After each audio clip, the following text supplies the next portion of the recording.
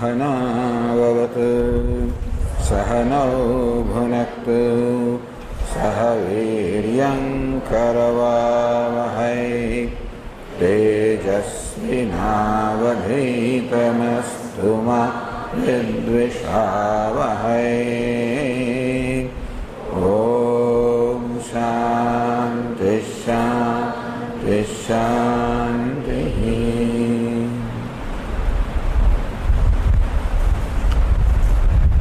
मा शुचः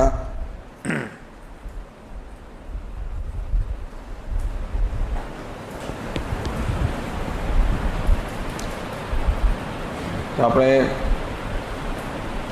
છેલ્લા 2 દિવસમાં જોયું કે શોકનું વિષાદનું કારણ તો મારા પોતાનામાં જ રહેલું છે. હું જ મારા શોકનું કારણ છું, વિષાદનું કારણ છું. કારણ કે હું જ મારી જાતનો સ્વીકાર કરતો નથી, હું જ મને ગમતો નથી. એટલે સતત મારા વિશે અંદર ફરિયાદ ચાલ્યા કરે છે. હું સતત મારી પોતાની ટીકા કર્યા કરું છું, આલોચના કર્યા કરું છું. જે પેલો ન્યાયાધીશ હોય એ ન્યાયાધીશ ન્યાય કરે, નિર્ણય આપે, તેવી રીતે હું પણ મારી જાતનો ન્યાયાધીશ છું અને સતત મારી જાત વિશે નિર્ણય આપ્યા જ કરું છું.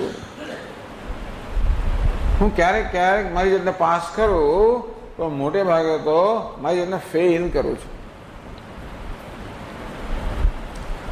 જ્યારે પાસ કરું મારી જાતને મને આનંદ થાય, ફેલ કરું ત્યારે મને દુઃખ થાય.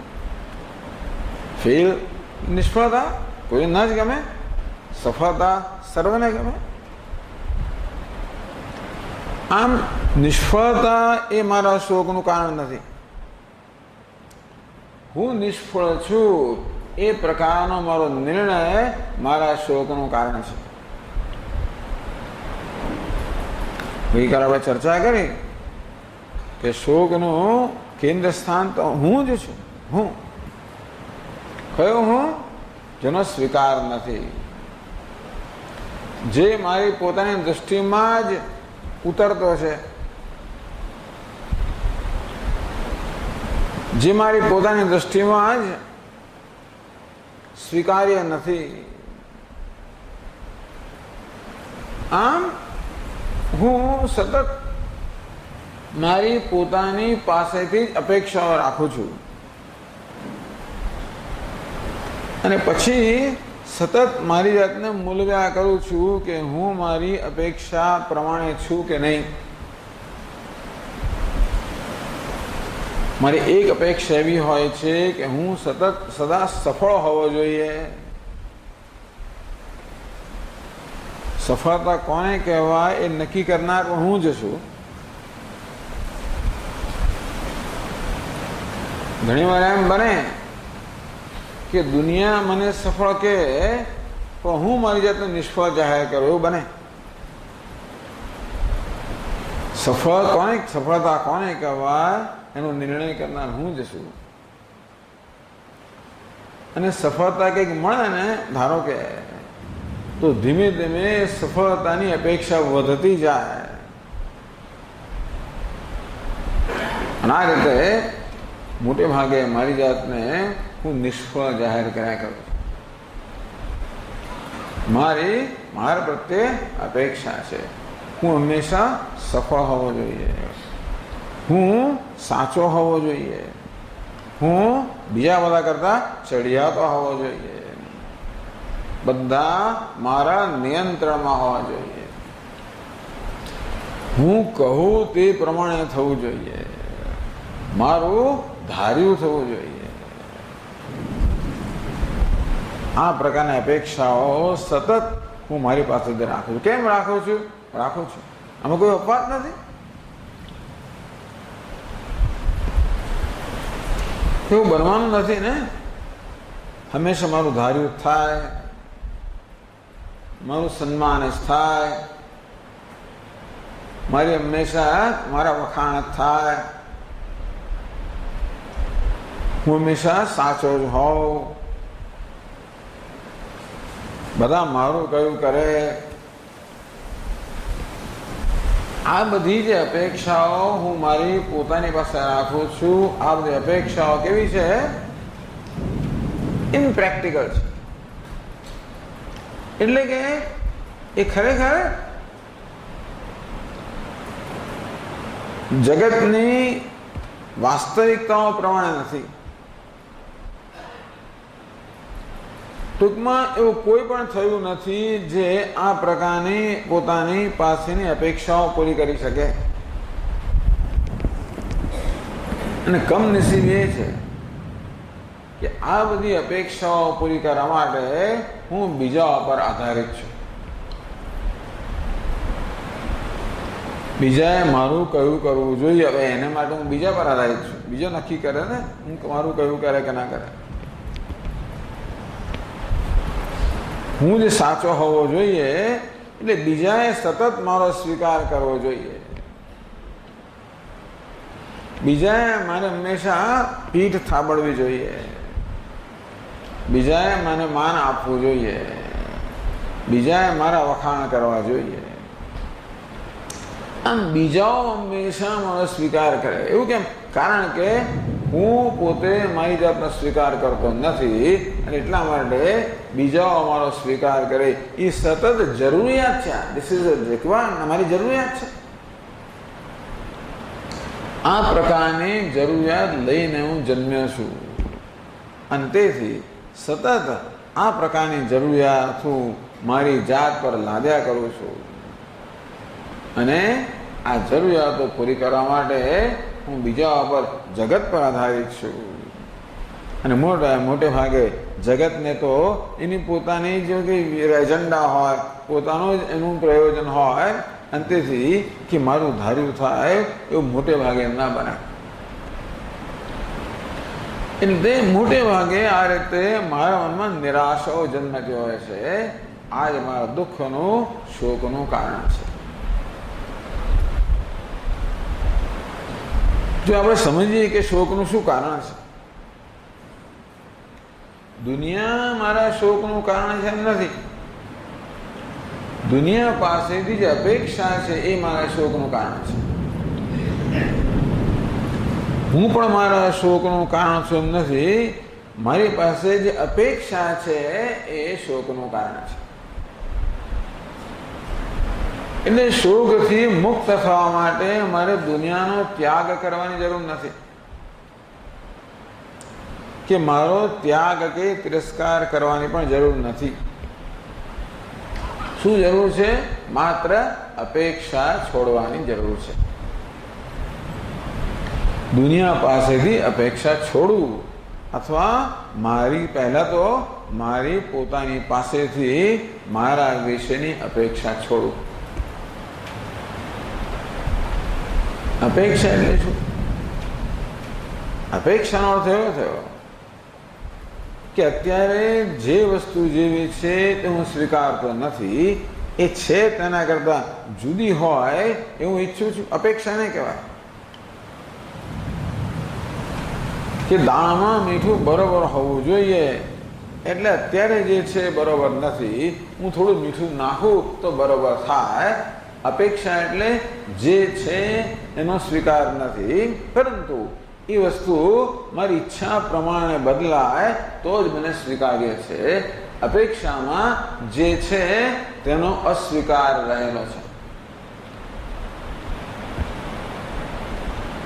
મારા દીકરાએ આમ કરવું જોઈએ, આમ નહીં, એટલે દીકરો અત્યારે જેવો છે તો સ્વીકાર્ય નથી. આમ કરે કે ન કરે તો સ્વીકાર્ય બને. પતિએ, પત્નીએ, પુત્રે, પડોશીએ, સાહેબે, નોકરે, આ બધા લોકો પાસે અપેક્ષા શું છે? એ બધા હું ઈચ્છું એ પ્રકારે બરોબર બની જવા જોઈએ. એ બધામાં પરિવર્તન આવવું જોઈએ જેથી એ બધા મને અનુકૂળ બનવા જોઈએ. આ આખી દુનિયા મને અનુકૂળ બને તો જ હું સુખી હોઈ શકું. કેટલી મોટી જરૂરિયાતથી મારા સુખી હોવા માટે કેટલી મોટી જરૂરિયાતથી વિચાર કરો. બીજાની દુનિયા મને અનુકૂળ થવાનો પ્રયત્ન કરે પણ છે. બહુ સારી છે દુનિયા, બંને છે. દુનિયામાં કેટલાય લોકો છે જે ઈચ્છે કે હું સુખી થઉં અને માટે મને અનુકૂળ થવાનો પ્રયત્ન કરે છે. પણ એ પ્રયત્ન કરે એટલે વળી પાછું વધારે માગું. મમ્મી મને ચોકલેટ આપ, લે બેટા એક ચોકલેટ આપ. સારા આપણે અંદર છે એટલું સારું છે ને.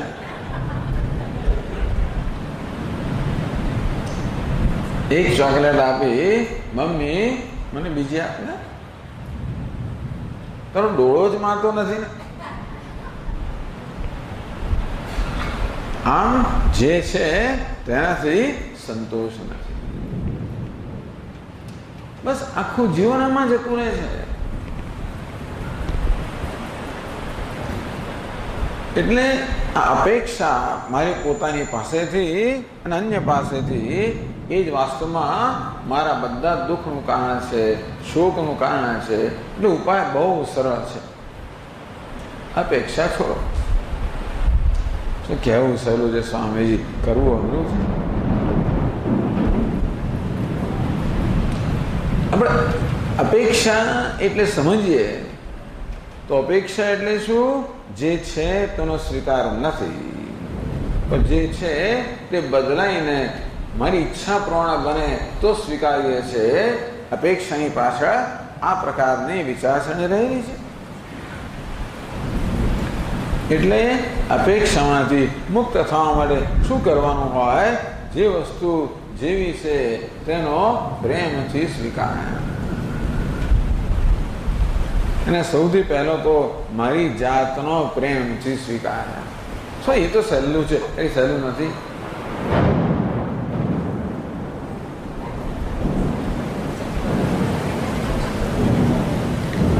આમાં ટાપસી પૂરે છે.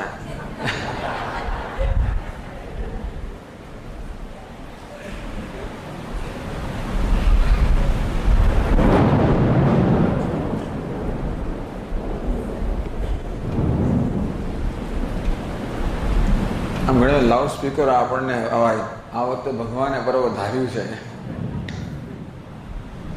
જો ને આપણી ઈચ્છા પ્રમાણે વધતો નથી. ક્યાં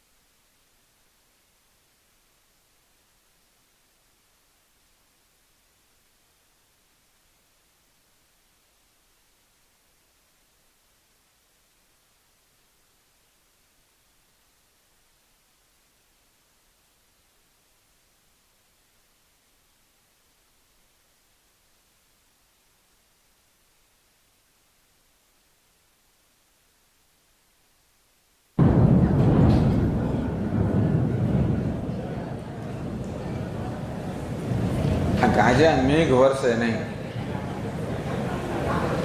ગાજા જ કરે છે.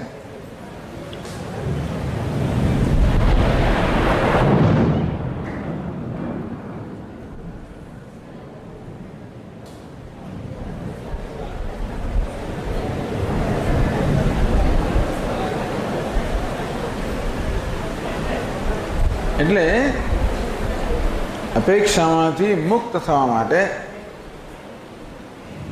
જે છે તેનો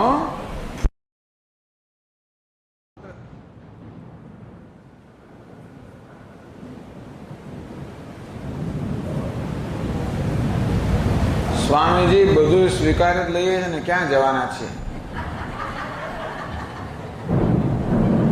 શું કરીએ આની આગળ આપણે?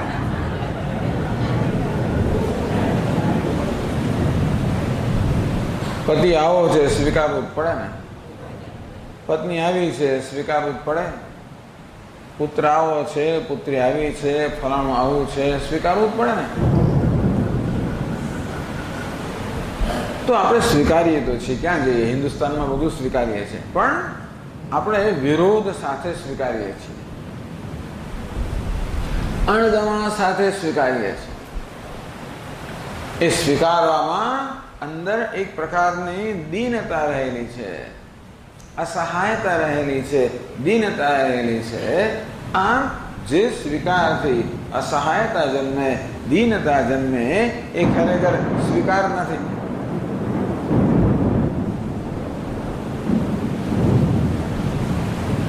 ખરેખર વેદાંત તો કહે છે કે જે છે તેનો જો આપણે આનંદ માણી શકીએ તો સમજવું કે આપણે ખરેખર સ્વીકાર કર્યો.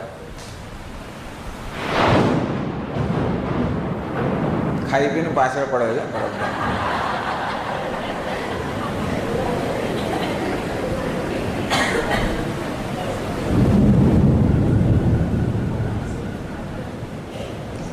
એમ કહો કે ભગવાનની કેટલી બધી કૃપા છે કે આપણે આવી ગયા અહીંયા આગળ, અને હવે આપણી સામે કેવો સરસ ખેલ કરી રહ્યા છે, જે આપણે આનંદ લઈ શકીએ. જો કે મનમાં પાછું અંદર થાય કે ભાઈ આ પ્રવચન ચાલે ત્યાં સુધી જ રહે, અમારે ઘરે જવાનું થાય ત્યારે બંધ થઈ જાય. એ પાછી પ્રાર્થના કરવામાં ગુનો નથી. આપણે પ્રાર્થના કરી શકીએ કે ભગવાન તું આમ કર, પણ આમ નથી માટે હું દુઃખી છું એવું નહીં. ટૂંકમાં આપણા જીવનમાં ફેરફાર કરવાનો જરૂર પ્રયત્ન કરીએ. આપણું જીવન છે એના કરતાં વધારે સગવડ ભર્યું બનાવવું, વધારે અનુકૂળ બનાવવું એ કંઈ ગુનો નથી. પણ જ્યાં સુધી ન બને ત્યાં સુધી દુઃખી રહું. અત્યારે આ ઘર બહુ સાંકડું છે, મોટું ઘર ક્યારે બને અને ક્યારે હું સુખી થવું ત્યાં સુધી, તો પછી તો એનો અર્થ એ થયો કે ત્યાં સુધી આપણે દુઃખી જ રહેવાના. આ ઘર દુઃખી નથી કરતું, આ ઘર પાસે જે અપેક્ષા છે, આ ઘરનો જે અસ્વીકાર છે એ મને દુઃખી કરે છે. એ દુઃખનું કારણ મારામાં રહેલું છે, એ બહુ એકદમ સમજવાની જરૂર છે. તેમ પહેલા આપણે આપણી જાતની વાત કરીએ કે કેમ મને મારા પ્રત્યે અસંતોષ છે. મેં કીધું પ્રમાણે હું પોતે જ મારી અપેક્ષા પ્રમાણે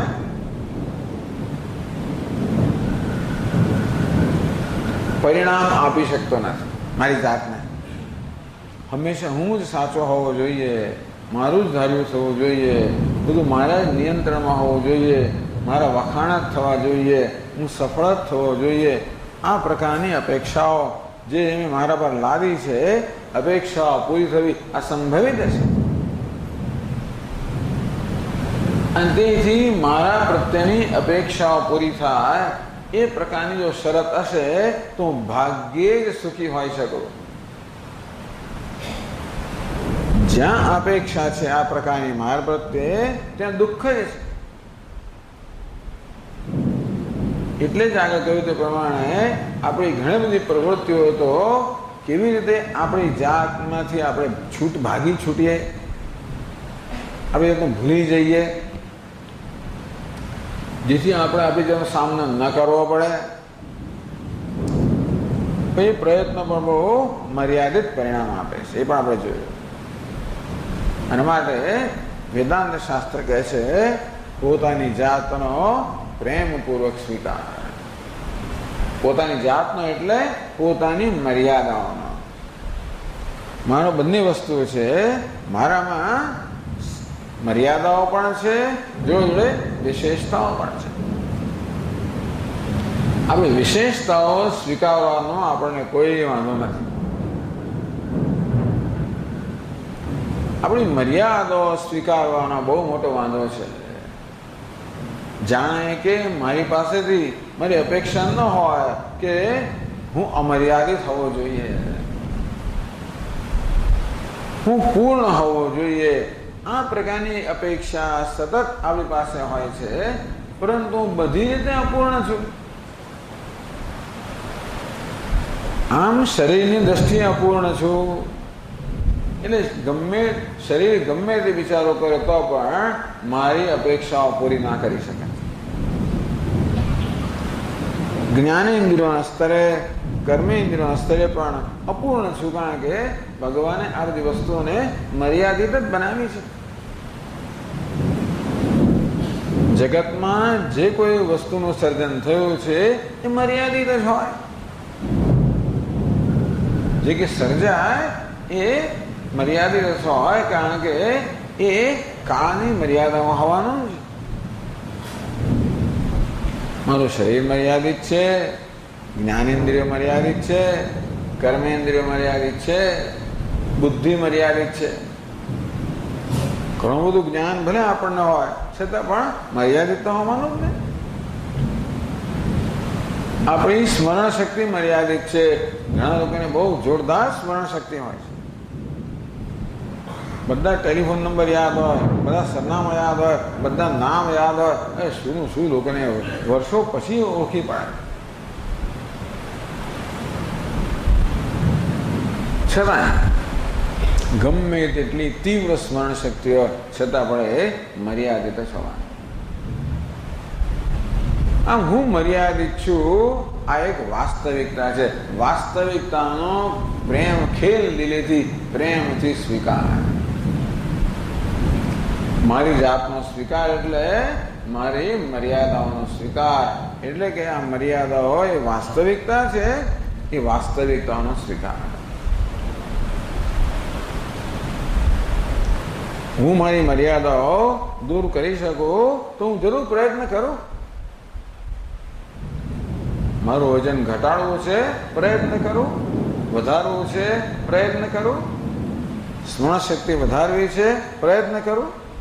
મારું જ્ઞાન વધારવું છે, પ્રયત્ન કરું. કોઈ નથી કહેતું કે પ્રયત્ન ના કરો, પણ અત્યારે જે છે તેનો સ્વીકાર, પ્રેમપૂર્વક સ્વીકાર કરીને પ્રયત્ન કરો. અત્યારે આ શરીર જેવું છે તેનું પ્રેમથી સ્વીકારું છું, અને પછી એમાં કંઈ કરવાની જરૂર પડે તો કરીશ. આમ બસ પોતાની જાતનો સ્વીકાર, પોતાની મર્યાદાનો સ્વીકાર. કારણ કે મર્યાદાઓ એક વાસ્તવિકતા છે, આપણે સર્જેલી નથી. આ તો બધું આપણને આપવામાં આવ્યું છે. આ શરીર કહો, ઇન્દ્રિયો કહો, મન કહો, બુદ્ધિ કહો, સ્મૃતિ કહો, જ્ઞાન કહો, આ બધું કોણ આપેલું છે? ભગવાન આપેલું છે.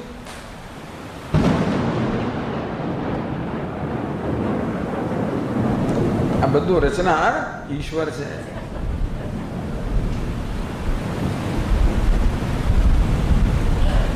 વાત સાચી છે કે હું બીજા જેવો નથી. આ મનુષ્યની તકલીફ શું છે?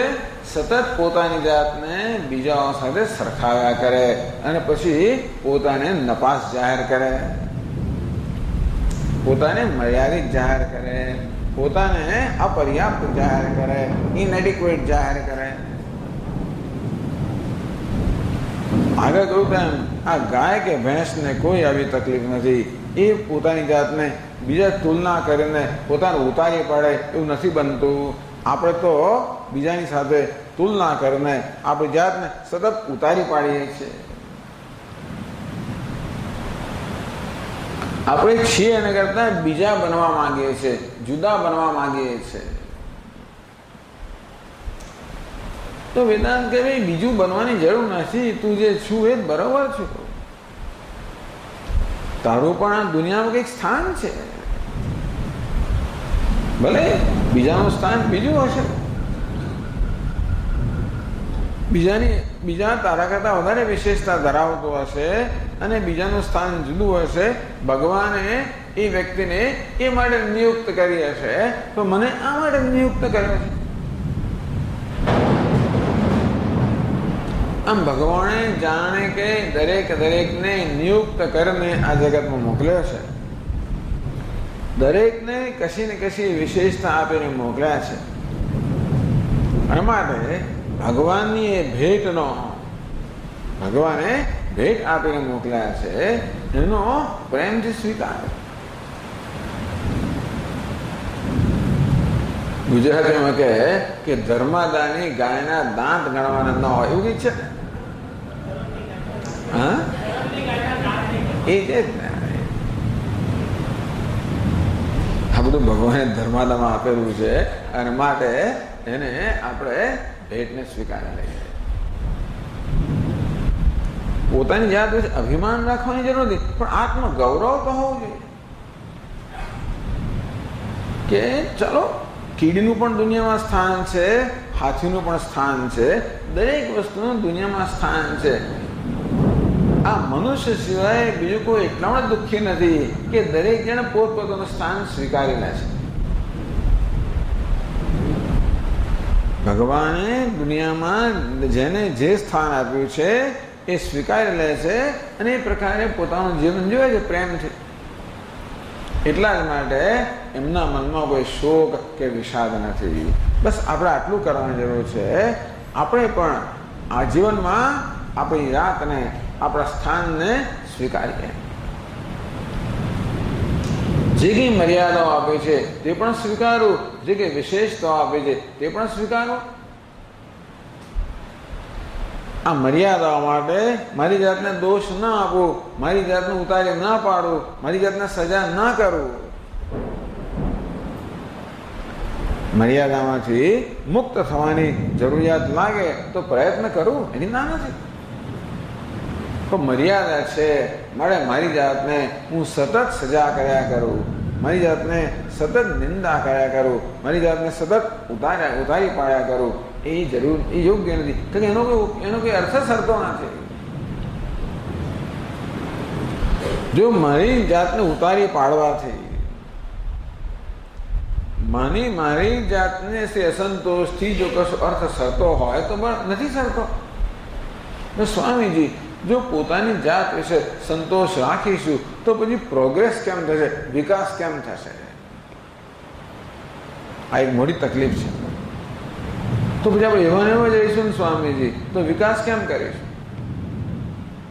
તમારે વિકાસ શેને માટે કરવો છે? એ સંતોષ મળે, ખરું ને? વિકાસ શેને માટે છે? અત્યારે છે ને કરતાં વધારે મારામાં જ્ઞાન હોય, વધારે આવડત હોય, એ શેને માટે? જેથી મને મારી સંતોષ થાય. તો અત્યારે સંતોષ રાખીએ તો શું? પેલી કથા તો ખબર છે ને બધાને. એક બહુ ધનવાન માણસ હતો. દર વર્ષે એ 2 અઠવાડિયાની રજા લે અને દરિયા કિનારે એક સુંદર એનું મકાન હતું, ત્યાં જઈને રહે. કંઈ જ કરવાનું, કોઈ ટેલિફોન નહીં, કોઈ ઇન્ટરનેટ નહીં, કશું જ નહીં. બસ મુક્ત મનથી રહે. સવાર પડે એટલે દરિયા કિનારે બસ આંટા લગાવે, મજા કરે. એકવાર આવી રીતે ધનવાન માણસ સવારના પરમાં દરિયા કિનારે ટહેલી રહ્યો છે. તો એને બીજો એક માણસ ટહેલતો સામે દેખાયો. એ આમ જાય તો પેલો આમ જાય, આમ 3-4 વાર સામે મળ્યો. એટલે કે મારા જેવો કોઈ છે ખરો અહીંયા આગળ? એટલે એને જરા મનમાં કુતૂહલ થયું. એટલે પેલા એને ઊભો રાખ્યો કે તું કોણ છે? તો હું તો કે માછીમાર છું. ક્યાં કરોડપતિને પેલો માછીમાર? એ શું કરે? તો માછીમાર છું, જઈને માછલા પકડું છું, મારું ગુજરાન ચલાવું છું. તને સમય ક્યાં? તો આંટા તું તો મારે છે કે આખો દોડો માછી પકડવાની જરૂર ને. માછલા હું દિવસમાં 2 કલાક કામ કરું છું, પૂરતું કામ, માછલા પકડાઈ જાય છે, મારું ચાલે છે. આ તો ભાઈ પેલો ધંધાદારી માણસ છે, બિઝનેસમેન. એટલે 2 કલાક કામ કરે, તું 4 કલાક કામ કરતો. આ તો સારી. તો કહે છે 2 બમણી માછલીઓ પકડાય તો બમણી આવક થાય, તો પછી કંઈક બચત પણ થાય. એમ કરતાં કરતાં, બચત કરતાં કરતાં તું બીજી એક હોડી ખરીદી શકે, બીજા માણસને રોકી શકે, અને તો વળી વધારે માછલા પકડે તો વાત સાચી છે. અને 4 લાખ કામ કરતો તો વધારે થાય. એમ કરતાં કરતાં તો બધી માછલા વધારે પકડે તો છેવટે શું થાય તો કે જો તું એક આખી ફેક્ટરી શરૂ કરી શકે, પેકિંગ શરૂ કરી શકે, તું તો નિકાલ એક્સપોર્ટ કરી શકે. તો વાત સાચી. એમ કરીને 15 મિનિટની અંદર પેલા ધનવાને આખો એક યોજના એને આપી કે કેવી રીતે આ માણસ કે થોડા વખતમાં કરોડપતિ બની જાય. તો વાત તો સાચી છે. પછી શું કરવાનું પેલા એટલે શું કરવાનું? જો પછી અહીંયા આવી જગ્યાએ નહીં રહેવાનું, મુંબઈ રહેવાનું. વાત તો સાચી. સરસ મકાન તક બહુ સરસ. પછી જો દરિયા કિનારે એક સરસ મકાન બાંધવાનું, દર વર્ષે વેકેશન લેવાની, 2 અઠવાડિયે નિરાંતે જવાનું. જો હું કેવો આવ્યો છું, કેવી મને નિરાંત છે, કેવો નચિંતતાથી આંટા મારું છું. વાત તો સાચી શેષ થાય. એ તો હું મારું જ છું ને અત્યારે પણ.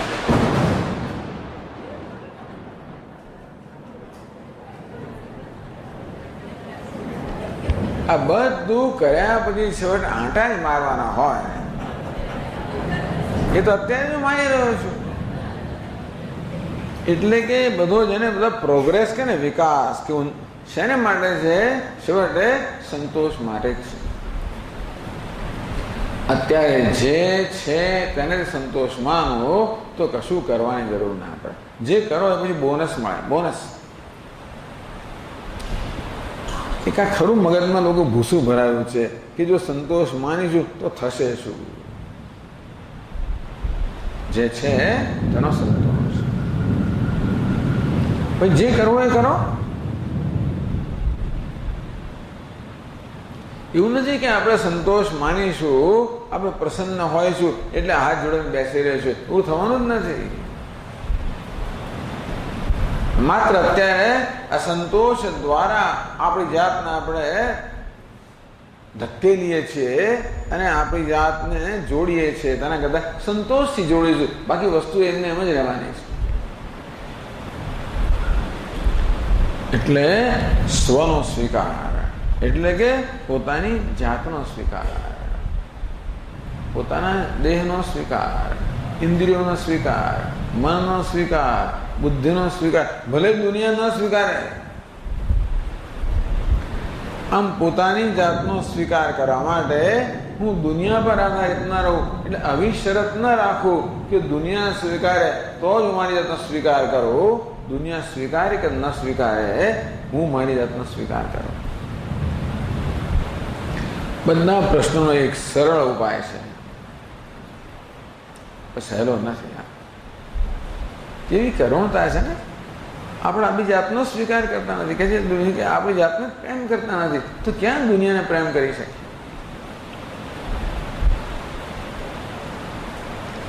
એટલે નિષ્ફળતાનો સ્વીકાર.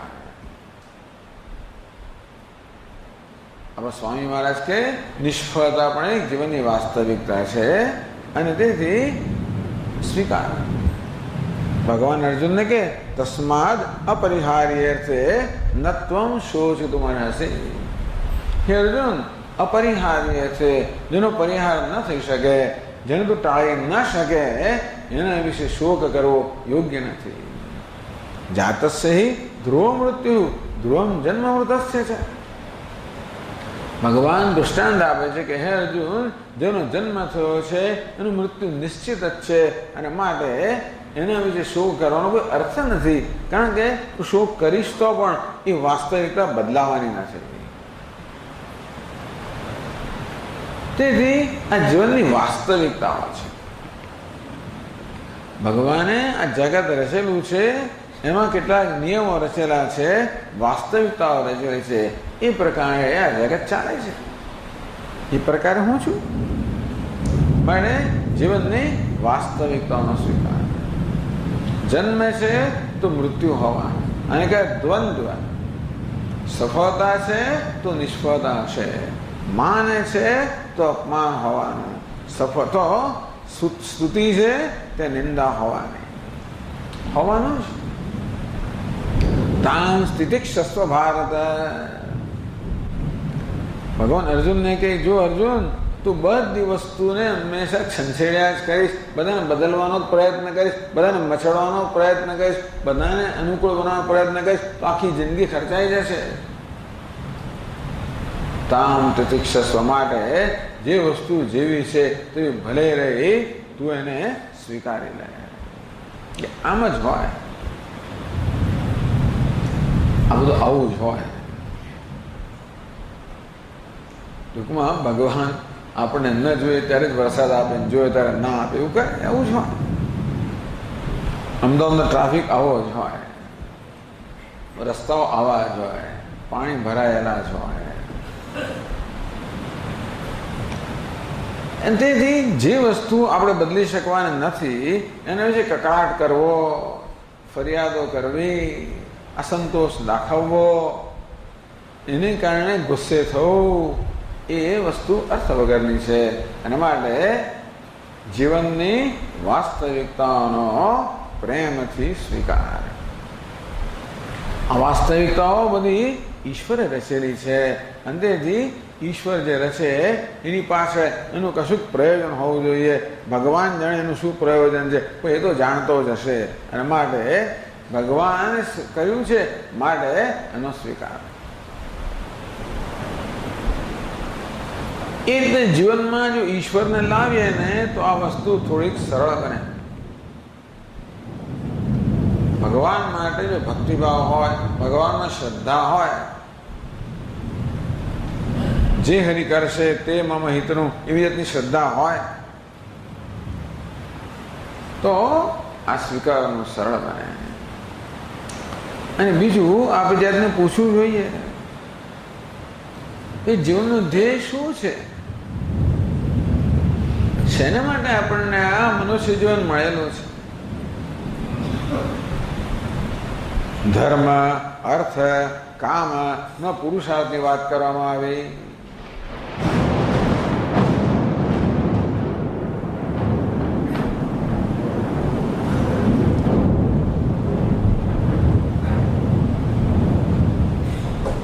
આખી દુનિયા અર્થ અને કામને જ મહત્વ આપે છે.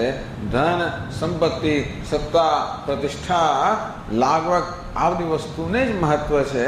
અને તેથી આપણે પણ આ બધાને મહત્વ આપતા થયા હોઈએ છીએ અને એ દ્વારા આપણી જાતને મુલાવતા હોઈએ છીએ. કેમ જીવનમાં કેટલો અર્થ અને કેટલો કામ સંપન્ન કર્યો, એ રીતે હું કેટલો સફળ થયો. વેદાંત કહે છે કે નહીં, આ જીવનનું ધ્યેય નથી. આમ ભૌતિક સિદ્ધિઓ પ્રાપ્ત કરવી એ જીવનનું ધ્યેય નથી. આંતરિક સિદ્ધિઓ પ્રાપ્ત કરવી એ જીવનનું ધ્યેય છે. તો ભગવદ્ ગીતા કોને સિદ્ધિ કહે છે? પેલા ચમત્કારો કરવા એને ભગવાન સિદ્ધિ નથી કહેતા. પાણીનું દૂધ બનાવી દેવું, દૂધનું ઘી બનાવી દેવું હશે, આ બધી વસ્તુઓ નથી એમ નથી કહેતા, પણ એ જાતની સિદ્ધિઓનો એક ઉલ્લેખ મને ગીતામાં નથી મળતો. ભગવાન સિદ્ધિ શબ્દ વાપરે છે ત્યારે એનો અર્થ સરળ કરે છે અંતઃકરણની નિર્મળતા, અંતઃકરણની શુદ્ધિ.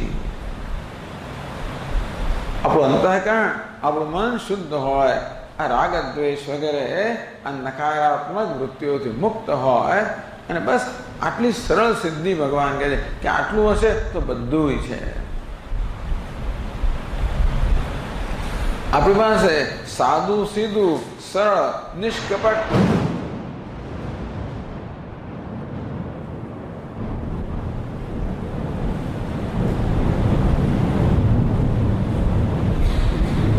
આપણા માથા પર ચાલતું એવું જ લાગે છે, બીજે ક્યાંય નથી, અહીંયા જ છે.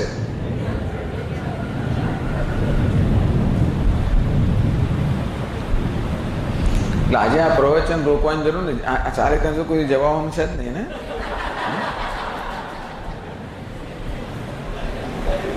એટલે આજે ધીરજ રાખીને બેસજો.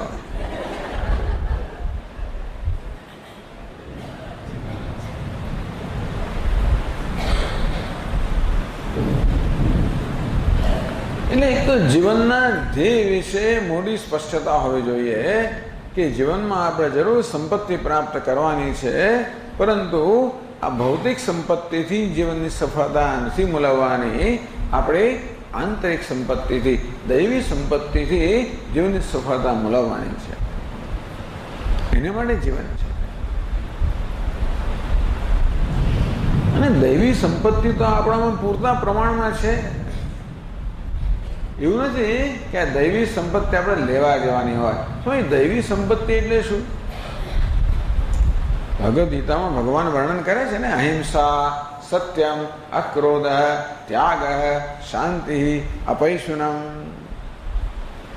અહિંસા, સત્ય, અક્રોધ, ક્રોધનો અભાવ, ત્યાગ, વસ્તુને છોડવાની આપણામાં સરળતા, જતું કરવાની. ત્યાગ એટલે જતું કરવું.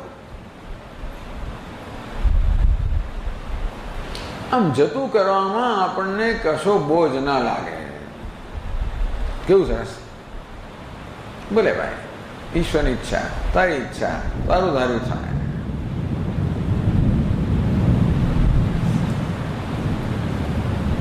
આ પ્રકારે અહિંસા, સત્ય, કરુણા, આ બધી જે દૈવી ગુણો છે, દૈવી વૃત્તિઓ છે, એનો વિકાસ કરવો એ જીવનનું મહત્વનું ધ્યેય છે.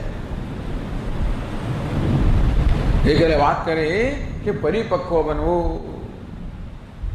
જેમ કેરી પરિપક્વ બને તો કેવી મધુર બને, સુગંધિત બને, સુગંધિત બને, તેમ આપણે પણ આવા સુગંધિત બનીએ. એના માટે શરીર કેવું છે એ મહત્વનું નથી, આ બહારની વસ્તુ કેવી છે મહત્વની નથી. આટલું તો દરેક જણ આટલું કરવા માટેની ક્ષમતા ધરાવે છે. આમ પોતાનો આંતરિક વિકાસ કરવાની બધી સામગ્રી આપણી પાસે છે. આ બહારનો વિકાસ કરવાની સામગ્રી આપણી પાસે કદાચ એટલી નહીં હોય. એટલે કે આપણે ધનવાન બની શકીએ એ કદાચ બધા માટે શક્ય ના હોય. પ્રતિષ્ઠિત બની શકીએ બધા માટે શક્ય ના હોય. આપણે સત્તાશાળી બની શકીએ બધા માટે શક્ય ના હોય. આપણે પ્રભાવશાળી બનીએ બધા માટે શક્ય ના હોય. આપણે સાચા બનીએ બધા માટે શક્ય છે. સરળ બનીએ બધા માટે શક્ય છે. આપણે દયાળુ બનીએ બધા માટે શક્ય છે. તો જે આપણા માટે શક્ય છે એને શક્ય બનાવવું, જે શક્ય છે એને વાસ્તવિક બનાવવું. બસ આ મુખ્ય જીવનનું મુખ્ય ધ્યેય છે. અને ભગવાને આ બધી દૈવી સંપત્તિ આપણે પૂરતા પ્રમાણમાં આપેલી છે. આપણે એના જ બનેલા છીએ. આપણે સ્વભાવમાં કેવા છે? દૈવી છીએ. દરેક જણ ભગવાનનું વર્ણન કરે છે. અદ્વેષ્ટા સર્વભૂતાનામ મૈત્ર કરુણ. આ ભગવાનનો ભક્ત કેવો છે? બધા પ્રત્યે દ્વેષથી મુક્ત, બધા પ્રત્યે જેને મૈત્રી ભાવ છે, બધા પ્રત્યે જેને કરુણા છે. આપણે આવા જ છીએ. એ સિવાય જે કંઈ આપણામાં જણાય છે એ કેવું છે? આગંતુક છે, આપણો સ્વભાવ નથી. એટલે કે આપણને આપણામાં ક્રોધ જણાતો હોય, ઈર્ષ્યા જણાતી હોય, રાગદ્વેષ જણાતો હોય તો આપણો સ્વભાવ નથી. એ કેવું છે? આગંતુક છે.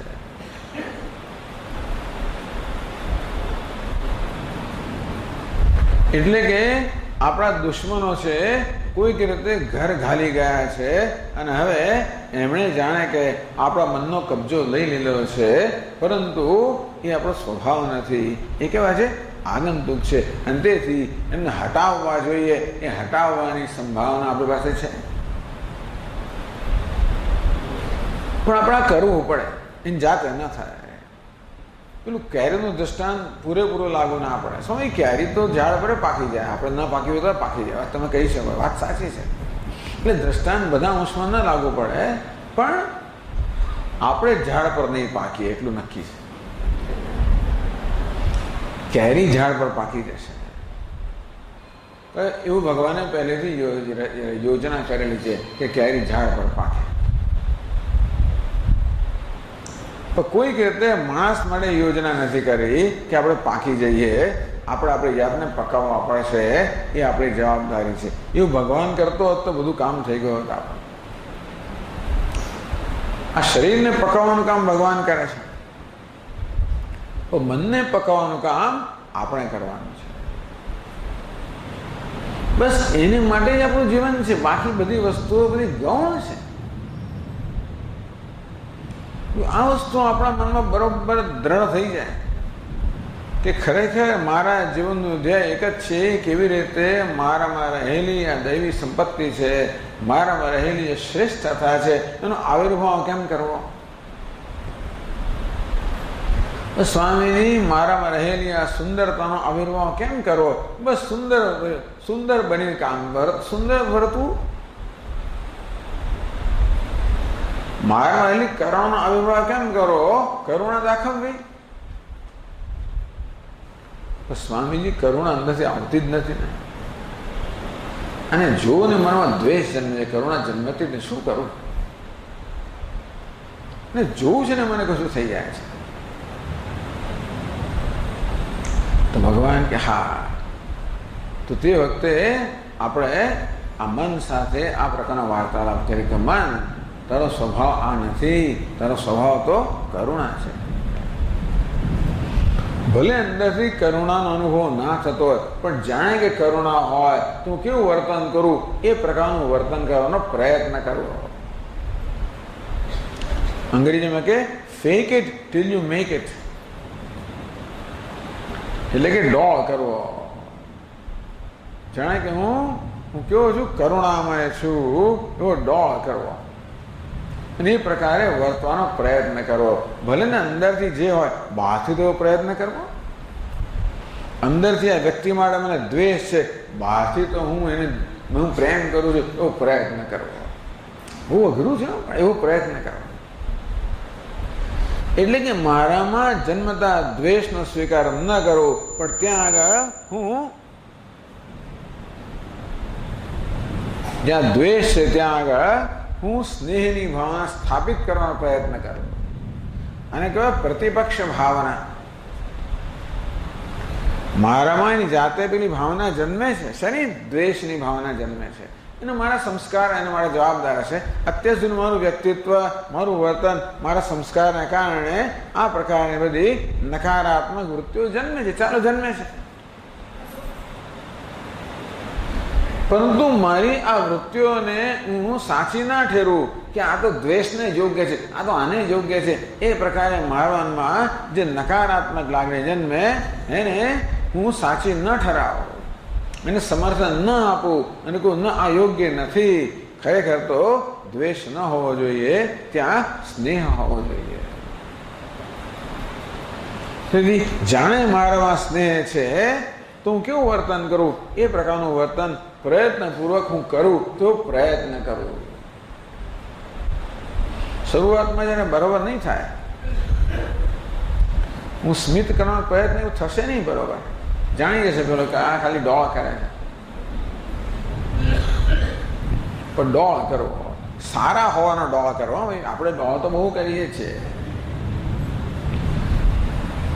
દુનિયાને પ્રભાવિત કરવા બહુ ડોળ કરીએ છીએ આપણે.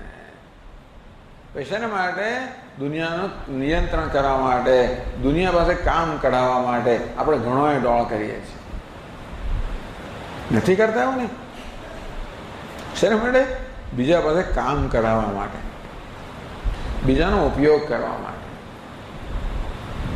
એટલે ડોળ કરતા પણ આવડે છે. હવે એ આપણી જે આવડત છે ને એનો આ પ્રકાર ઉપયોગ કરવો કે હું જાણે કે પ્રેમાળ છું,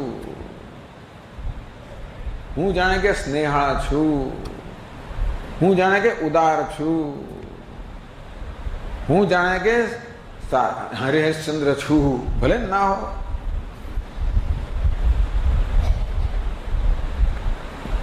એવો વર્તવાનો પ્રયત્ન કરે.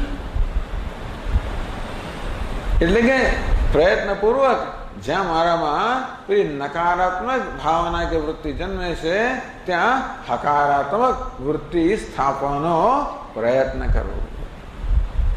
આનું ખરો પુરુષાર્થ આ છે. આનું નામ છે આધ્યાત્મિક સાધના. એટલે આપણે જીવનમાં રોજ પૂજા પાઠ કરીએ એ તો બધું બરોબર, એ તો કરવાનું.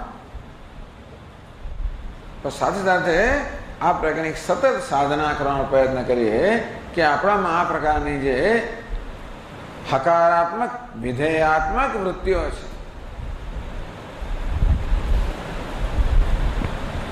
જે આપણા સ્વભાવને અનુરૂપ છે એ સ્વભાવથી આપણે એવા છીએ.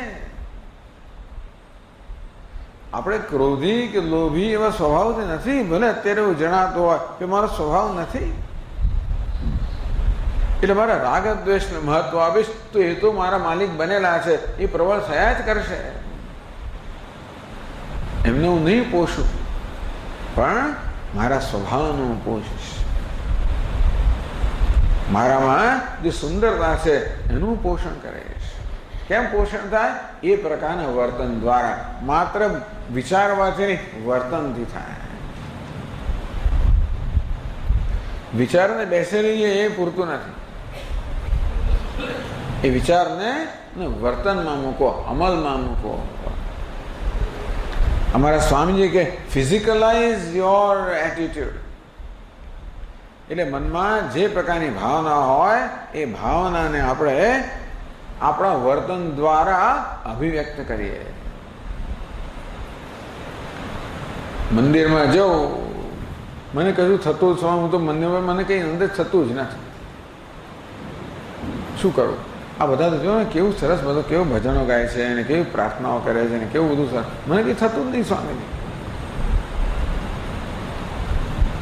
તો શું કરવાનું? જાણે કે હું ભક્ત હોઉં તો કેમ વર્તું? તો સ્વામી હું પ્રણામ કરું તો કર, તો હું પ્રાર્થના કરું તો કર. ભલે સાચી પ્રાર્થના ન હોય, પરંતુ જાણે કે ભક્ત હોવ તો કેમ વર્તન કરું એ પ્રકારનો પ્રયત્ન કરવો. જે આપણા બાળકોને આપણે કેવા કેળવણી આપીએ છીએ ને, પ્રણામ કર, પેલા આવીને કામ ટટ્ટાર ઉભો છે, હા અક્કર, પ્રણામ કર, બરોબર કર, નીચો નામ, ચરણ સ્પર્શ કર. આપણે આપણા મનને એવું કહેવાનું, આમ કર, જરા ઉદાર બન. અંદર સંકોચિતતા છે, છૂટતું નથી, અપાતું નથી. ભગવાને ગમે તેટલું આપ્યો પણ છૂટતું નથી. છોડ, ઉદાર બન. જયારે ઉદાર હોઉં તો કેમ વર્તન કરવું એ પ્રકારે હું પ્રયત્ન કરું. આ પ્રકારનો સતત પ્રયત્ન, આ સતત પુરુષાર્થ, મારી જાતમાં આ પ્રકારે પરિવર્તન લાવવાનો પ્રયત્ન. એમને એમ નહીં થાય, આવું કરવું પડશે. આમ ગઈકાલે વાત કરી કે આપણા જીવનમાં કશુંક જાણવાનું છે અને કશુંક કરવાનું છે. જાણવું એ છે કે હું સ્વભાવથી સંત છું, પૂર્ણ છું. હું મારી જાત વિશે જે ખ્યાલ સેવું છે કે હું અપૂર્ણ છું એ ખ્યાલ ખોટો છે. ગઈકાલે કહ્યું અપૂર્ણતા ક્યાં છે? વેશમાં અપૂર્ણતા છે. પેલો અભિનેતા તો કરોડપતિ છે, એને વેશ પહેર્યો છે ભિખારીનો. અરીસામાં જુએ છે કે ભિખારી છે અને તેથી પોતાને તિરસ્કારે છે કે નહીં નહીં, ભિખારી પણ ક્યાં છે? વેશમાં છે, તારામાં નથી. તેમ જે કે અધૂરપો કે અપૂર્ણતા આપણે જણાતી હોય એ બધી વેશમાં છે. આ દેહમાં છે, મનમાં છે, બુદ્ધિમાં છે, વેશમાં છે. હું તો વેશ ધારણ કરનાર છું, મારામાં નથી. પણ ગઈકાલે જ કહ્યું કે માત્ર કહેવાથી કામ નહીં થાય, એ પ્રકારે વર્તવું પડશે. સતત મારી પૂર્ણતાનો આવિર્ભાવ કરવાનો પ્રયત્ન કરવો પડશે. એ પૂર્ણતા એટલે જ કરુણા, પૂર્ણતા એટલે જ ઉદારતા, એ પૂર્ણતા એટલે જ અહિંસા, એટલે જ પ્રામાણિકતા, એટલે જ સત્ય, એટલે જ સાલસતા, એટલે જ અન્યનો આદર.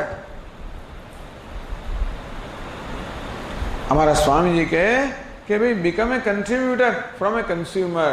તું લેનારમાંથી આપનાર બન.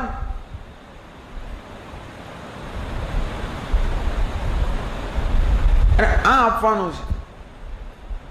પૈસા આપવાના આપે એ જુદી વાત છે, આ આપવાનું છે. શું? બીજાને સન્માન આપીએ, બીજાને આદર આપીએ, બીજાનું ભલું ઈચ્છીએ.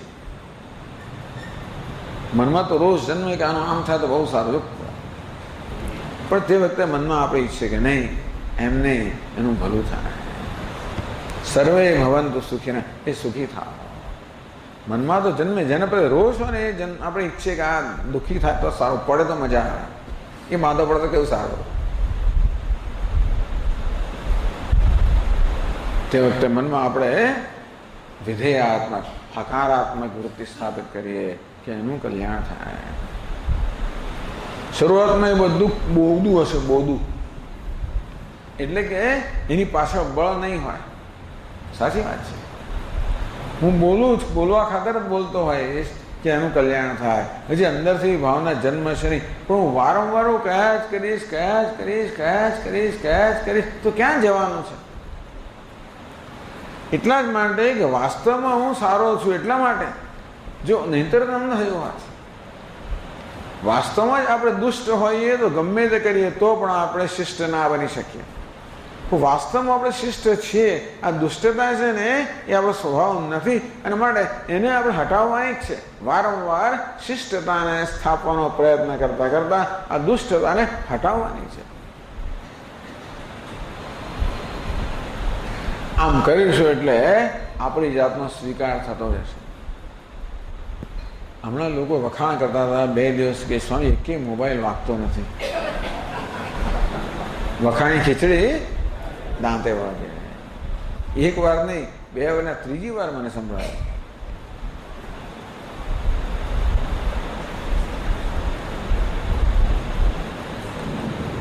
અંતેથી આપણે જેમ જેમ કરતા જઈશું ને તેમ તેમ આપણને આપણા વિશે સંતોષ થતો જશે. આપણે આપણી જાતને ગમતા થઈશું. મારામાં ક્રોધ હોય ને તો મારી જાત મને ગમે નહીં, પણ મારામાં જ્યારે પ્રેમ હોય ત્યારે મને મારી જાત ગમે. અંતેથી જ્યારે જ્યારે મારામાં આ ઉદારતા, કરુણા, પ્રેમ, આ પ્રકારના સદગુણો હું જ્યારે મારી જાતમાં જોઉં ને તેનો ખુશ થવું, ત્યારે પછી મારા સાચા સ્વરૂપનું દર્શન થઈ રહ્યું છે. પેલો વેશ હટી જાય છે અને મારા સાચા સ્વરૂપનું દર્શન થાય છે. જ્યારે મારા સાચા સ્વરૂપ દર્શન નથી તેનો દુઃખી છું. હું મારી જાતે દુઃખી કેમ છું? કારણ કે જે મારા વિશે સાચું નથી એને સાચું માની રહ્યો છું. મારા વિશેની હકીકત શું છે? હું તો શ્રેષ્ઠ છું, હું સજ્જન છું, સંત છું, ઉત્તમ છું. તો જેટલે હું છે એ પ્રકારે વર્તવાનો પ્રયત્ન કરીશ એટલે હું છે મારામાં રહેલો જે મારો સાચો સ્વભાવ છે એનો આવિર્ભાવ થતો જશે. પેલો શિલ્પી જેવી રીતે પથ્થરને માંથી મૂર્તિ કંડારે ને, એ પથ્થર શરૂઆતમાં ખરબચડો હોય, ઘાટઘૂટ વગરનો હોય, જોવાય ના એવો હોય, પરંતુ એ શિલ્પીને એની અંદર એક સુંદર મૂર્તિના દર્શન થાય છે. એની અંદર એ પ્રકારના દર્શન છે, એ પ્રકારે મૂર્તિને કંડારે છે, એમાંથી એ સુંદરતાનો આવિર્ભાવ કરે છે. તે પ્રકાર અત્યારે આપણે કદાચ ઘાટઘૂટ વગરના ખરબચડા પથ્થર જેવા હોઈશું, પણ વાસ્તવમાં એ સુંદરતા આપણો સ્વભાવ છે. અશોચાનંદ, તું અર્જુન તને ખબર તું કોણ છે? અર્જુન કોના માટે શોક કરે? પોતાના વિશે શોક કરે છે. એ ગઈકાલે વાત કરી ને કે કોઈ ભીષ્મ દ્રોણ માટે શોક નથી, પોતાના માટે શોક છે. કે ખરેખર પોતે જેવો હોવો જોઈએ તો હું નથી, હું આવો કેવો છું. એટલે ભગવાન કહે કે પ્રયત્નપૂર્વક આપણી જાતને કંડારીએ, આપણો રહેલી જે ઉત્તમતા છે, સુંદરતા છે એનો આવિર્ભાવ કરીએ. એ કામ આપણે કરવાનું છે. એનું નામ પુરુષાર્થ, એનું નામ કર્મયોગ. કર્મ તો આપણે સતત કરીએ છીએ એક અથવા બીજું, પણ દરેક કર્મને આપણામાં રહેલી ઉત્તમતાનો આવિર્ભાવ કરવા માટેનો એક નિમિત્ત બનાવીએ, એક પ્રસંગ બનાવીએ.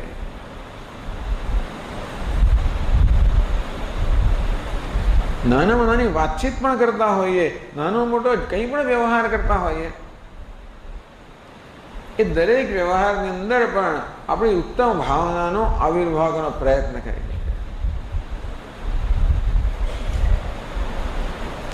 અમારા સ્વામીજી મહારાજ કે કોઈ પણ વ્યક્તિ મારી સમક્ષ આવે ત્યારે પહેલો જ વિચાર મારા મનમાં જન્મે કે હું આને કઈ રીતે ઉપયોગી થઈ શકું. તો બસ આપણો પ્રયત્ન એવો વિચાર આપણે ના આવતો હોય, આપણો તો વિચાર આવે કે એનો ઉપયોગ કેમ કરવો, એને બદલે આપણે પ્રયત્નપૂર્વક એનો ઉપયોગી કેમ બની શકે. આમ સતત પોતાનું ધ્યાન કરવું, આવું ધ્યાન કરી શકાય. શું ધ્યાન કરી શકાય? હું કોણ છું? હું તો અદ્વેષ્ટા સર્વભૂતાનામ છું. ભગવાને વર્ણન કર્યું છે ને ભક્તનું 12મા અધ્યાયમાં. હું મારામાં કરુણા છે, હું દયાળુ છું, કરુણામય છું, પૂર્ણ છું એવું નહીં કહેવાનું, આવું કહેવાનું. પૂર્ણ એટલે આપણને ખબર ના પડે પૂર્ણ એટલે શું, પણ હું પ્રેમાળ છું. પ્રેમાળ કોને કે આપણે જાણીએ છીએ. હું ઉદાર છું. આ પ્રકારે પોતાનું ધ્યાન કરવું. ભલે ને આપણે ન હોય તો એવું જાણે કે હું છું એ પ્રકારે ધ્યાન કરવું. એ ધ્યાન બરોબર છે, કારણ કે એ વાસ્તવિકતાનું ધ્યાન છે. અત્યારે સતત મારી જેનું ધ્યાન કરી જ રહ્યો છું કે હું તો કંજૂસ છું ને હું તો સંકોચિત છું ને હું તો આવો છું, એવું ધ્યાન થઈ જ રહ્યું છે સતત. એટલા માટે પ્રયત્નપૂર્વક આવું ધ્યાન કરવું.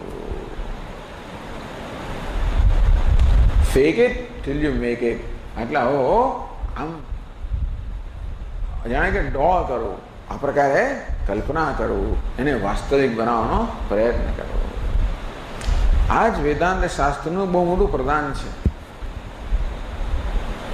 કે અર્જુન, તું જેવો માને છે તારી જાતને તેવું તું નથી. તત્વમસી, તું તો શ્રેષ્ઠ વ્યક્તિ છે. ચાલો પેલા બ્રહ્મને છોડો. અત્યારે તું કોણ છે? તું તો પ્રેમ સ્વરૂપ છે, કરુણા સ્વરૂપ છે, ઉદાર સ્વરૂપ છે. આનું નામ બ્રહ્મ. આ બ્રહ્મ જ્યારે જેનો વ્યક્ત થાય ત્યારે કેવું વ્યક્ત થાય? પ્રેમના રૂપમાં વ્યક્ત થાય, ઉદારતાના રૂપમાં વ્યક્ત થાય. એટલે જ ભક્તોનું આ પ્રકારનું વર્ણન છે ને. ભક્ત કોણ છે? જે બ્રહ્મ સાથે જે એક થઈ ગયો છે, બ્રહ્મમય બની ગયો છે. તો હવે એ તો બ્રહ્મમય તો બરોબર છે, પણ એટલે શું? એટલે ભગવાન વર્ણન કરે છે કે બ્રહ્મમયતા એટલે શું?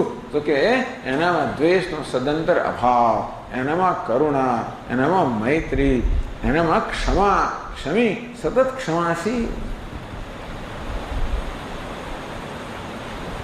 અંતેથી આમ ક્ષમાશીલ બનવાનો પ્રયત્ન કરીએ. આ તો સદગુણો ઘણી ચર્ચા આપણે કરી છે ને, આપણી પાસે એનું જ્ઞાન છે પણ ખરું. ચાલો એક સરળ વાત કરીએ તો સૌથી પહેલા તો આપણી આસપાસના લોકોનો આપણે પ્રેમથી સ્વીકાર કરવાનો પ્રયત્ન કરીએ. એમના સ્વીકારમાં આપણો સ્વીકાર આવી જશે એવું છે. કારણ કે આપણે કેમ સ્વીકાર નથી કરતા? આપણો સ્વીકાર નથી કરતા માટે. અંતેથી દુનિયાના સ્વીકારમાં આપણી જાતનો સ્વીકાર આવી જશે. એ ત્યાંથી શરૂઆત કરી. અંગ્રેજીમાં કે ચેરિટી બિગિન્સ એટ હોમ. એ શરૂઆત આપણે આપણાથી જ કરીએ, આપણા આસપાસ નજીકથી કરીએ. ચાલો બીજાની સેવા કરો અને છોડો ને ભાઈ, જે મારી પાસે છે ને લગ્ન કર્યા છે એની સાથે સેવા, એની સેવા તો કરો. એના પ્રત્યે સદભાવના તો દાખવો. તકલીફ ત્યાં જ શરૂ થાય છે. જેમ વ્યક્તિ નજીક હોય તેમ ઉલટી વધારે દુઃખ આપનારી હોય, એટલે ત્યાંથી તો શરૂઆત કરો. શરૂઆત આપણે આસપાસ જે વ્યક્તિઓ છે એમના સ્વીકારથી કરીએ. એમના પ્રત્યે સદભાવના, એ ભલે ગમે તેવા હોય, એ બદલાઈને આમ બને તો સ્વીકાર કરું. એ પ્રકારની કોઈ શરતને બદલે એ જેવા છે તેવા કેમ સ્વીકાર, પ્રેમથી સ્વીકાર કરવું. એનો સદભાવના સેવું, એનું ભલું ઈચ્છું, એનું ભલું કરવાનો પ્રયત્ન કરવો. ઈચ્છું જ નહીં, એવો પ્રયત્ન કરો. આમ આપણે આપણાથી અને આપણા છે એમનાથી શરૂઆત કરીએ. માણસથી શરૂઆત કરો. ભગવાન ગડગડાટને છોડો હમણાં, પણ શરૂઆત કોનાથી કરીએ? માણસથી કરીએ. દુનિયામાં જો કોઈ સૌથી વધારે દુઃખ આપતો તો માણસો જ છે આપણને.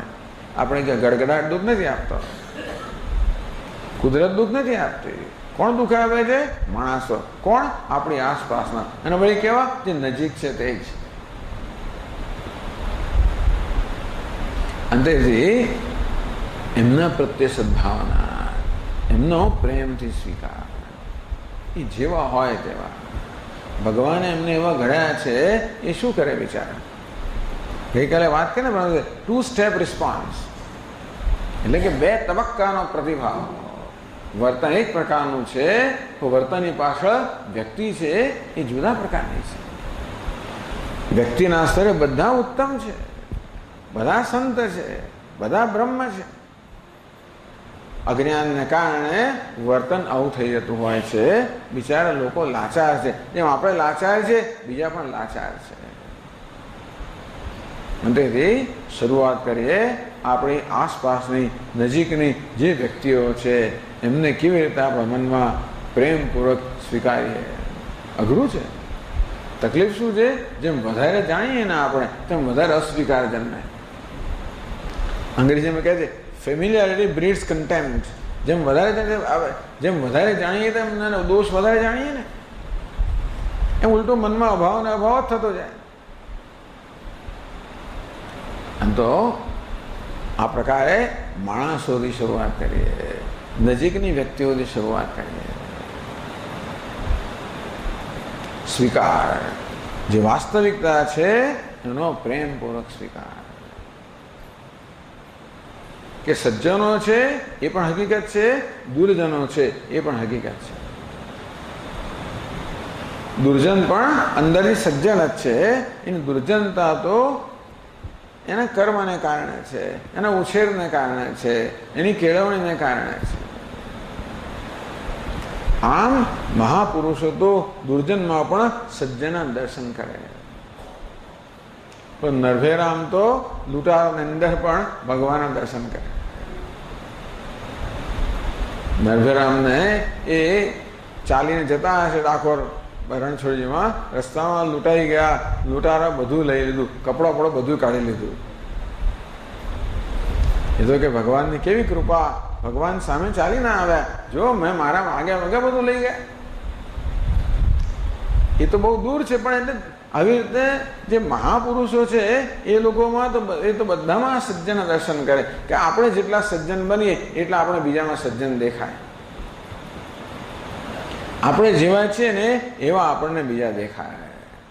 એટલે આપણે ઈચ્છીએ કે દુનિયા બદલાય તો આપણે આપણી જાતને બદલીએ, પેલું પરિવર્તન આપોઆપ જ થઈ જશે. આમ સદભાવનાઓથી પ્રયત્નપૂર્વક પોતાનું આ પરિવર્તન લાવવું.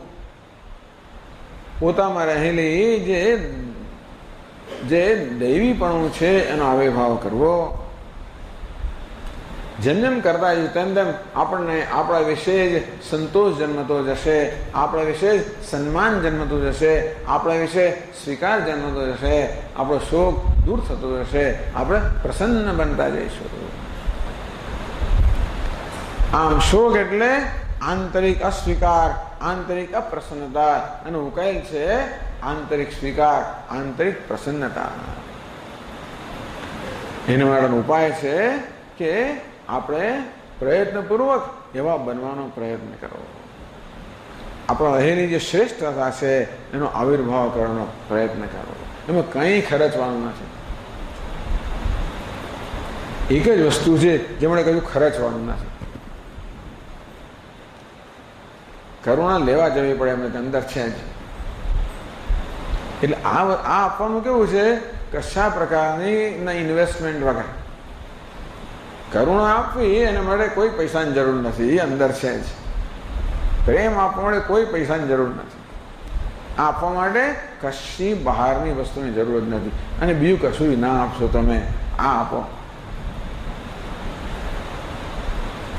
તો બધું આપ્યું. આ ના આપીએ તો કશું નથી આપ્યું, આ આપીએ તો બધું આપ્યું. આ એક જ વસ્તુ એવી છે કે જેમ આપીશું તેમ વધારે સમૃદ્ધ બનીશું. બાકી ભૌતિક વસ્તુઓ જેમ આપીએ ને તેમ આપણે ઓછા થતા જઈએ. આ વસ્તુ જેમ આપીએ તેમ વધુ સમૃદ્ધ બનતા જઈએ. આ રીતે જેમ જેમ કરતા જઈશું આપોઆપ જ શોક જશે. શોકનું એક જ કારણ છે પોતાનો અસ્વીકાર. એનું એક જ કારણ છે કે અત્યારે હું જે છું એ મારી જાતને સ્વીકાર્ય નથી. કારણ કે બા દ્વેષીલો હું મને ના ગમે, આ રાગ દ્વેષવાળો હું મને ના ગમે, કામ ક્રોધવાળો હું મને ના ગમે. અંતેથી એ જેમ જેમ દૂર કરતા જઈશું તેમ તમને ગમતો હું છે ને એનો આવિર્ભાવ થતો જશે, તેમ તેમ પેલો શોક દૂર થતો જશે. અને છેવટે એક સમય એવો આવે જ્યારે આપણે દૈવી બની જઈએ અને ત્યારે કોઈ પ્રકારના પ્રયત્ન વગર જ બધા શોકથી મુક્ત થઈ જઈએ. પછી છેલ્લે તો જાણે વેદાંત ખરો છે એવું થાય ને, પછી હું બ્રહ્મ છું એ વસ્તુના દર્શન કરવા અઘરા નથી. પછી વેદાંતના શબ્દો છે ને એ આપણા પર ખરેખર પ્રભાવ પાડે. અત્યારે પેલો પ્રભાવ પાડતા નથી. આપણે જે ઉપદેશ મળે છે ને એનો પ્રભાવ આપણા પર એટલો પડતો નથી, કારણ કે એ પ્રભાવ માટે જે પ્રકારનું અંતઃકરણ જોઈએ એ આપણી પાસે ન હોય તો એ શબ્દો પ્રભાવ પાડી શકતા નથી. પણ જેમ જેમ અંતઃકરણ પ્રાપ્ત થતું જશે તેમ તેમ શબ્દો વધારે વધારે પ્રભાવશાળી થતા જશે, આપણા માટે ખરેખર વાસ્તવિકતા બનતા જશે. શોકમાંથી છેવટે સંપૂર્ણપણે મુક્ત થઈ જઈશું જ્યારે આપણે જ્ઞાન થશે કે હું તો પૂર્ણ છું, આ સર્વપૂર્ણ છે. અત્યારે એ ધ્યેય છે, અત્યારે એક સંભાવના છે, એને કેવી રીતે વાસ્તવિકતા બનાવવી એ આપણો પુરુષાર્થ છે. એના માટે સદવર્તન, સદભાવના, સદવર્તન છેવટે સત જ્ઞાન એટલે યથાર્થ જ્ઞાન. આ પ્રકારની યોજના આપણને ભગવદ્ ગીતા આપે છે, વેદાંત આપે છે. ભગવાન કે માં શોક ના કરીશ ભાઈ, શોકનું કોઈ કારણ નથી. શોક જન્મે ને ત્યારે જરા હું કોણ છું એનો વિચાર કરવાનો કે કોણ શોક કરી રહ્યો છે. અરે હું કોણ છું? અરે હું તો પૂર્ણ છું, હું તો દયાળુ છું, હું તો કૃપાળુ છું, કરુણામય છું, ઉદાર છું. મારે શોકનું શું કારણ છે? અત્યારે મારી જાતને જે જોઈ રહ્યો છું સંકુચિત એ મારી વાસ્તવિકતા નથી. પણ શોક જે જન્મે છે એ મારા વિશેની વાસ્તવિકનો જન્મતો નથી, મારા વિશેના અધ્યારોપણથી જન્મે છે. અમારે અપવાદ કર્યા કરવો. એટલે અત્યારે પણ શોક જન્મે, દુઃખ જન્મે ત્યારે આપણે એવું જે વાસ્તવિક આપણો સ્વભાવ છે એને મનમાં આણવો કે હું કોણ છું.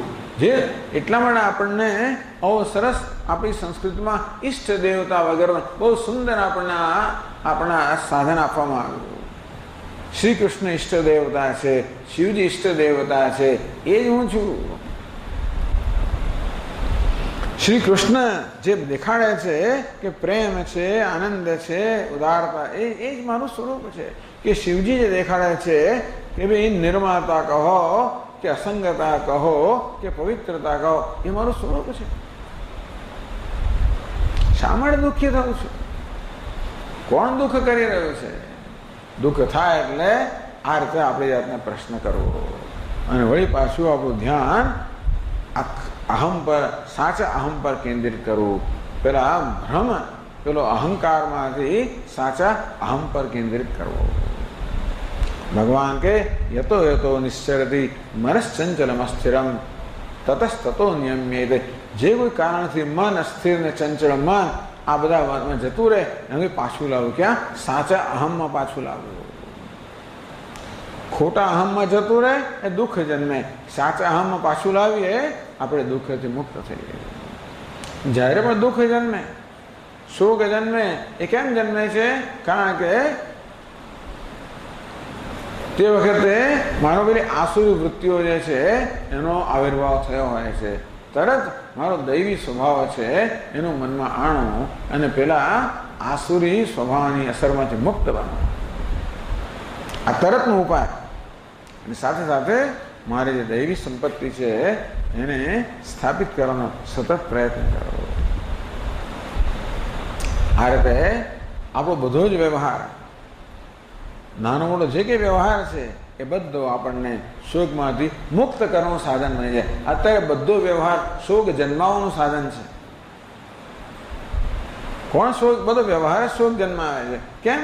કારણ કે આ ભાવનાઓ કે વૃત્તિઓ બરાબર નથી. તો દરેક વ્યવહાર આપણી સદભાવનાને સ્થાપિત કરવાનો એક નિમિત્ત બનશે. ત્યારે દરેક વ્યવહાર શોકમાંથી મુક્ત કરવાનું સાધન બનશે. આનું નામ છે યોગ કર્મસુ કૌશલમ. આનું નામ કુશળતા. જે વ્યવહાર સામાન્ય રીતે દુઃખ જન્માવતો હોય છે એ જ વ્યવહારને સુખનું સાધન કેમ બનાવવું, એમ નામ સાચી કુશળતા. તો ભગવાન એમ નામ યોગ. આ પ્રકારની ભાવનાને યોગ કહેવામાં આવે છે. યોગ કર્મ સુકૌશલમ. આ પ્રકારની સદભાવના એ જ ખરેખરમાં કર્મ વ્યવહારમાં કુશળતા કઈ છે? આ સદભાવના જ કુશળતા છે. એ ન જન્મે તો આપણે પ્રયત્નપૂર્વક એને આપણે સ્થાપિત કરીએ. એમ કરતા ધીમે ધીમે ધીમે એ બનશે. પેલી સ્વામીની કથા તો ખબર જ છે ને બધાને. સ્વામીજીને એક વખત એવો હતો, એમને કારેલા ભાવે જ નહીં. કારેલા કડવા હોય તો કોણ ભાવે? એમે પેલા તમિલને લોકો કારેલા બનાવે ને બહુ કડવા ને કડવા જોઈએ, કોઈ દાડો ગોળા બોળા કશું નાખે જ નહીં. અને એને આપણે તો ગોળા ના નાખીએ તો કારેલાને બરોબર શું કહીએ, શેકીને હલાવીને તળીને સરખા કરી નાખીએ એટલે પેલી કડવાશ જતી રહે. પેલા એવા ને એવા જ રાખે. એવા કારેલા કોને ભાવે? પણ જે ના ભાવે આપણી સમક્ષ જ આવે. ભિક્ષામાં ગયા ત્યારે કારેલા જ આવ્યા, તો શું કરીએ? સ્વામી એમ તો ના કહેવાનું નથી ભાવતા, ખાઈ ગયા બિચારા. એટલે પહેલાં ખાઈ જવું એટલે બાકીનો બધો એનો આનંદ લઈ શકું. પહેલાં ખાઈ લીધા એટલે પેલા એ માને એમ કે ભાઈ આ તો બહુ ભાવે છે, ફરી પૂછ્યા વગર જ મૂકી દે. આપણે તો ભાઈ પૂછ્યા વગર જ મૂકી દે. મૂકો આટલું મૂકતો ના, એમ કેમ વધારે ખવડાવો? એમ પૂછે 2-3 વાર મૂક્યા, બિચારા ખાઈ ગયા. ક્યાં જવાના હતા? પણ જ્યાં જાય ત્યાં કારેલા જ એનું સ્વાગત કરવા તૈયાર હોય. કે પેલી બીજી પૂછે કે સ્વામીને શું ભાવે છે? એમ તો કારેલા બહુ ભાવે છે.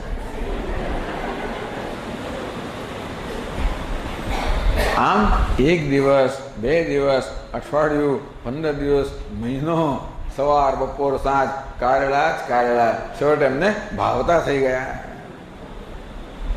Fake it till you make it. આમ અત્યારે ભલે કડવું લાગતું હોય, પણ જે વસ્તુ ખરેખર મધુર છે એની મધુરતા ક્યારેક પ્રગટ થવાની જ છે. ક્યાં જવાની છે? આપણે મધુરતા પ્રગટ થશે જ, કારણ કે આપણો સ્વભાવ છે. આપણે પેલી પાકી કેરી જેવા છે. કાચી કેરીઓ અત્યારે જણાય છે, અંદર કેવા છે? પાકી મધુર છે, આપણે સુવાસિત છે, સુગંધિત છે. મારે સતત એ પ્રકારે વર્તવાનો પ્રયત્ન કરો, એ ભાવના જવાનો પ્રયત્ન કરવો, તો ધીમે ધીમે એ વાસ્તવિકતા બનતી જશે. શોકમાંથી મુક્ત થતા જઈશું. માં શુચઃ. હજુ અત્યારે શોક ના કરીશ, પછી તો નથી જ, અત્યારે ના કરીશ. અત્યારે પણ શોક કરવાની કોઈ જરૂર, કારણ કે તું જે માને છે તેવું તું નથી. તું તો ખરેખર અદ્વેષ સ્વરૂપ, તું તો ઉત્તમ આદર્શ છે. એને ધ્યાનમાં રાખે, એને તારી જાતને ઘડવાનો પ્રયત્ન કર. આ રીતે તું તારી શ્રેષ્ઠતાનો આવિર્ભાવ કર અને સર્વ શોકમાંથી મુક્ત થા. ઓમ પૂર્ણમદ પૂર્ણમિદમ પૂર્ણાત પૂર્ણમુદચ્યતે પૂર્ણસ્ય પૂર્ણમાદાય પૂર્ણમેવાવશિષ્યતે. ઓમ શાંતિ શાંતિ શાંતિ. હરિ ઓમ. શ્રી ગુરુભ્યો નમઃ. હરિ ઓમ.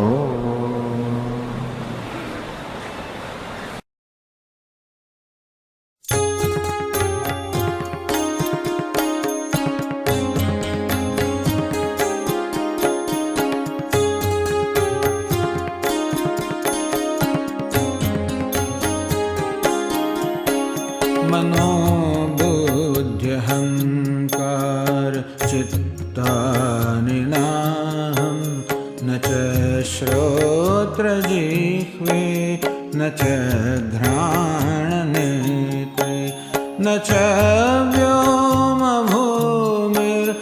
तेजो न वायुः चिदानन्दरूपः शिवोऽहं शिवोऽहं. चिदानन्दरूपः शिवोऽहं शिवोऽहम्.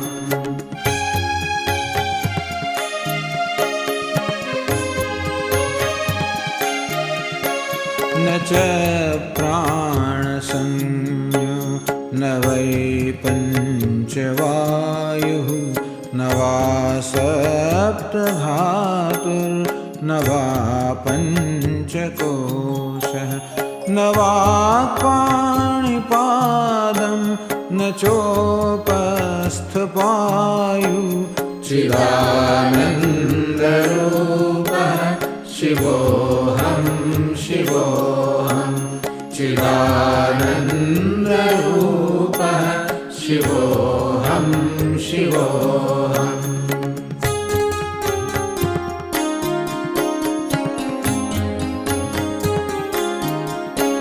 न मे द्वेषरागौ न मे लोभमोहौ मदो नैव मे नैव मात्सर्यभावः न धर्मो न चार्थो न कामो न मोक्षः चिदानन्दरूपः शिवोऽहं शिवोऽहं चिदानन्दरूपः शिवोऽहं शिवोऽहम्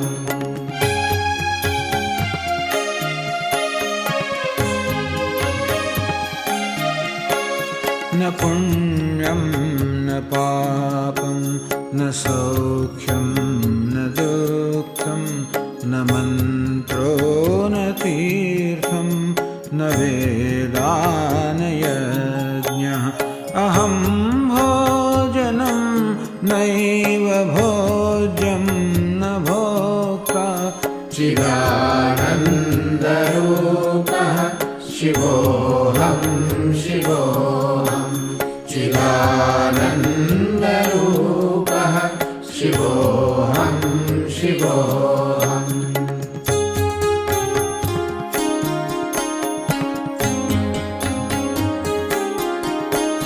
न मे मृत्युशङ्का न मे जातिभेदः पिता नैव मे नैव माता न जन्म न बन्धुर्न मित्रं गुरुर्नैव शिष्यः चिदानन्दरूपः शिवोऽहं शिवोऽहं चिदानन्दरूपः शिवोऽहं शिवोऽहम्